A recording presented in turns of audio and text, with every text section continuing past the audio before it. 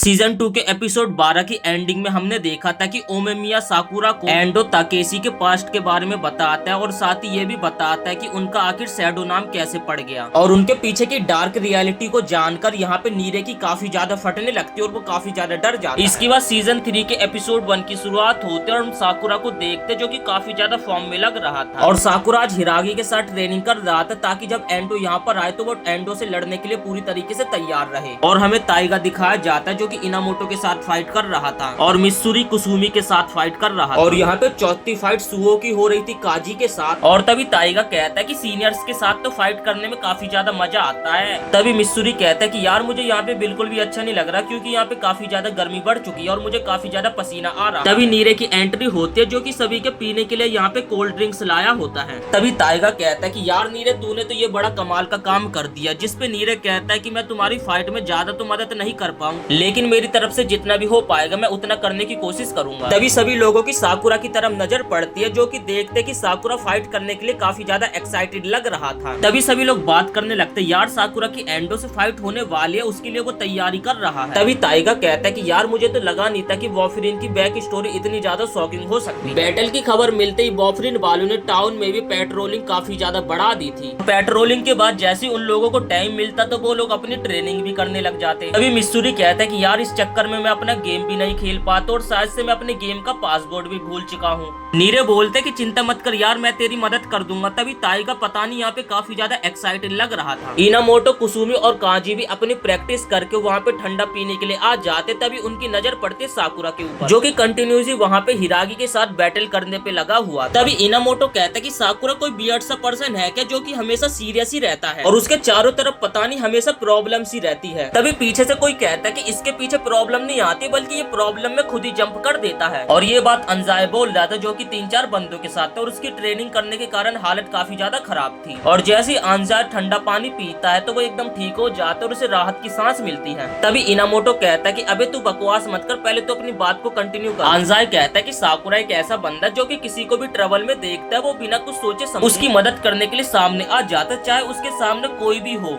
वो बिल्कुल भी नहीं डरता चाहे उसे पता हो कि वो उस लड़ाई में हार भी सकता है लेकिन वो तब भी लड़ता है और वो सभी की प्रॉब्लम्स को सॉल्व करने की कोशिश करता है जिस कारण वो इतनी ज्यादा प्रॉब्लम्स में पड़ जाता है। तभी हिरागी को दिखाया जाता है जो कि कहता है कि अरे यार मैं काफी ज्यादा थक चुका हूँ मैं तेरे से फाइट नहीं कर पाऊंगा। तभी साकुरा कहता है कि अबे कहाँ जा रहा है इतनी जल्दी फाइट को ड्रॉप करके मुझे और ट्रेनिंग दे और मुझे पता नहीं कि एंडो कभी भी कहीं से आ जाए और मैं उस समय के लिए एकदम तैयार रहना चाहता हूँ। तभी हिरागी कहता है कि एक ही मूव को बार बार ट्राई करने से क्या ही होगा बस तू थक जाएगा। तभी हिरागी कहता है कि यार तू बात तो सही कह रहा है तेरी फाइट एंडो से होने वाली है तो तेरे को पूरी तरीके से तैयार रहना चाहिए। तभी साकुरा कहता है कि मुझे एंडो वेंडो से कुछ भी लेना देना नहीं है बस मैं अपने दोस्तों के लिए लड़ रहा हूँ क्योंकि मैं ये नहीं चाहता कि मेरी आंखों के सामने मेरे दोस्त पिटते हुए मुझे पता है कि मैं सभी को नहीं बचा सकता लेकिन मैं अपनी तरफ से थोड़ी सी भी ढील नहीं देना चाहता हूँ और मैं और भी ज्यादा स्ट्रॉन्ग बनना चाहता हूँ। मुझे नहीं पता कि यहाँ पे एंडो आएगा लेकिन मुझे तैयार तो रहना ही चाहिए। तभी काजी कहता अच्छा ठीक है चल तू मेरे साथ ट्रेनिंग कर और साकुरा ये सुनकर थोड़ा हैरान हो जाता है। और दूसरी तरह हम टाइगा और बाकी सभी को देखते जो कि अपनी ट्रेनिंग को स्टार्ट कर देते हैं और यहाँ पे सुओ नीरे को अपनी ट्रेनिंग देने लगता है। तभी टाइगा कहता है कि यार साकुरा तू हम लोगों को प्रोटेक्ट करने के लिए इतनी ज्यादा ट्रेनिंग कर रहा है तो हम सभी भी तुझे साबित करके दिखाएंगे। जिसके बाद हमें टाउन का सीन दिखाया जाता है। टाउन में फ्यूरन के बंदे रेड मार रहे थे। वो लोकल लोगों को कहते हैं कि अगर आपको थोड़ी सी भी प्रॉब्लम लगे तो हमें संपर्क कर देना। तभी हम देखते कि उन लोगों के बगल से एक फ्यूरन की ड्रेस पहना हुआ बंदा गुजरता है।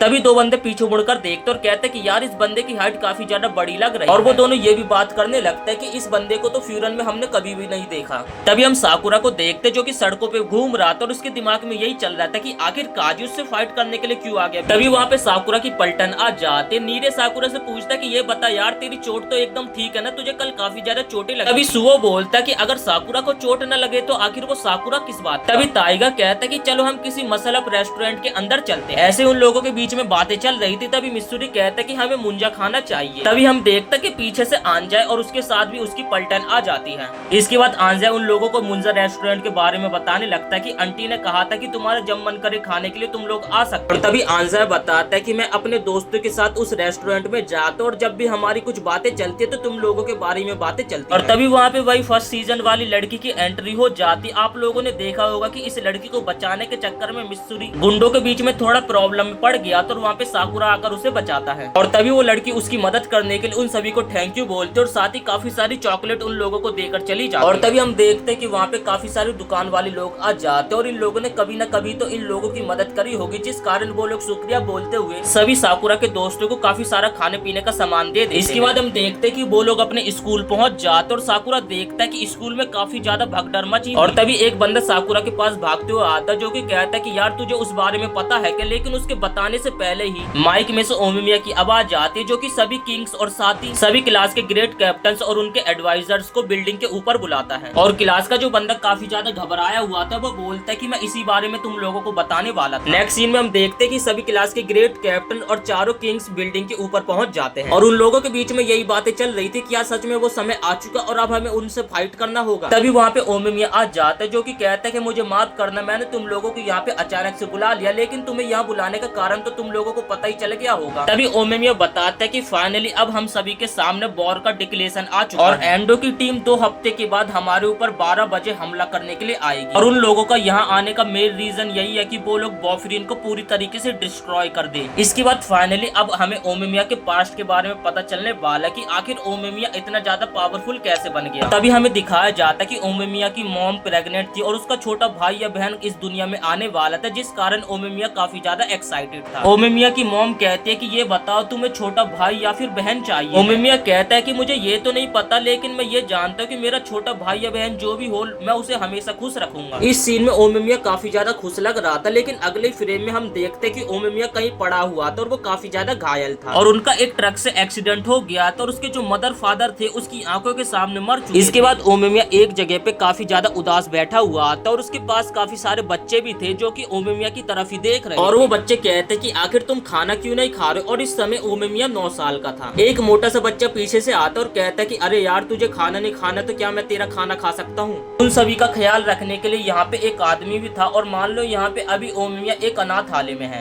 तभी वो आदमी ओमिमिया को कहता है कि यार ये बता अगर तुझे कुछ और चीज खाना तो मैं तेरे लिए वो भी ला सकता हूँ। तभी ओमिमिया उस मोटे लड़कों को कहता है कि यार तुझे मेरा खाना खाना है तो तू खा सकता, मुझे भूख नहीं लगी है। और वो बाकी बच्चों को भी अपने से दूर रहने के लिए कहता है और वो कहता है कि मैं खूनी हूँ तो मुझसे दूर रहना। और ओमिमिया वहाँ से चला जाता है। तभी हमें अगले दिन भी पता चलता है कि ओमिमिया ने 2 दिन से कुछ भी खाना नहीं खाया था और हमें पता चलता है कि ओमिमिया को इस अनाथालय में आए हुए 1 महीना बीत चुका है और वो अभी तक सही से खाना भी नहीं खा रहा है। और तभी सैन से दारू पी रहे होते और वो ओमिमिया के बारे में सोच रहे होते हैं। जो बच्चा पहले इतना ज्यादा खुश था उसकी एक पल में पूरी जिंदगी तहस नहस हो गई है और उस बच्चे का कोई रिश्तेदार भी नहीं है कि हम उसे वहाँ पर छोड़ दें। दरअसल ओमिमिया अपने मदर फादर का खुद को ही खूनी समझ रहा है, जिस कारण उसका ये गिल्ट उसे अंदर ही अंदर काफी ज्यादा खाते जा रहा है। यहाँ पे थोड़ी सी बेकार की बातें चल रही है, इन बातों को मैं थोड़ा सा स्किप कर रहा हूँ तो डोंट माइंड, ठीक है। तभी हमें पता चलता है कि सैनसे ने बच्चों को इसलिए बाहर नहीं जाने दिया था क्योंकि आप लोग तो जानते हैं कि ये जगह फ्यूरन है और इस समय फ्यूरन में काफी ज्यादा दंगे और लड़ाई झगड़े चल रहे हैं और यहाँ की जो लोकल पुलिस है वो भी काफी ज्यादा फट्टू है जो कि इन लड़ाई झगड़ों से अपने आप को दूरी रखती है। और इस समय जो फ्यूरन में स्टूडेंट पढ़ते थे उन्हें अपने स्कूल के ऊपर काफी ज्यादा गर्व होता था क्योंकि लड़ाई झगड़े में उनका स्कूल सबसे टॉप पे। सो उम्मीद करते हैं दोस्तों आपको यहाँ तक ये वीडियो पसंद आई होगी। अगर आप विंड ब्रेकर सीजन 3 का एपिसोड 2 भी देखना चाहते हैं तो वीडियो को एक लाइक करके चैनल को सब्सक्राइब जरूर से कर देना।